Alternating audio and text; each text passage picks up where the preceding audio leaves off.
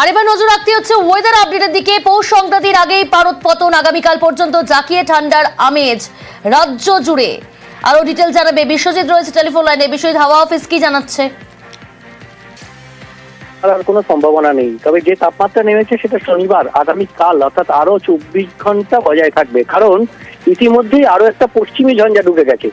আর এই পশ্চিমী ঝঞ্ঝায় উত্তর পশ্চিম থেকে যে শীতল হাওয়া আসছে, অর্থাৎ আগামী পর থেকে আর আসবে না। রবিবার হাওয়া বদল, রবিবার থেকে ধীরে ধীরে আবার তাপমাত্রা বাড়তে শুরু করবে, কারণ পশ্চিমী ঝঞ্ঝায় উত্তরের শীতল হাওয়া আসবে না, সেই জায়গা নেবে পূবালি বাতাস, দক্ষিণ পূর্বের বাতাস বঙ্গোপসাগর থেকে আসবে, জলীয় বাষ্পপূর্ণ, আর তাতে আংশিক মেঘলা আকাশেরও সম্ভাবনা থাকতে পারে।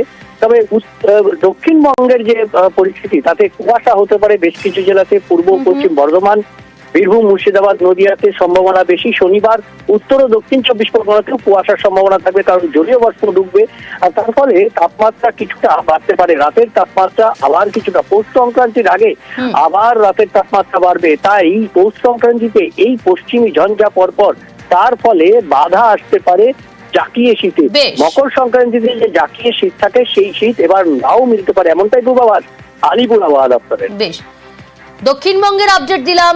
সার্বিকভাবে কেমন ওয়েদার থাকবে, কিন্তু উত্তরবঙ্গের কেমন ওয়েদার রয়েছে একটু জানবো। পার্থপ্রতিম রয়েছে অপর প্রতিনিধি। পার্থপ্রতিম, উত্তরবঙ্গের আবহাওয়া কেমন সকাল থেকে?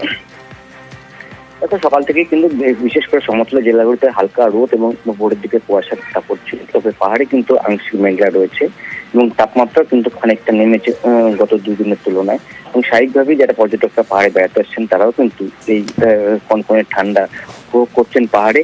এবং যেহেতু দুদিন আগেই বৃষ্টি হয়েছিল পাহাড়ে, আবারও কিন্তু আকাশ আংশিক মেঘলা রয়েছে, অর্থাৎ সব মিলিয়ে ভরপুর শীত কিন্তু গোটা উত্তরবঙ্গ জুড়ে। বেশ।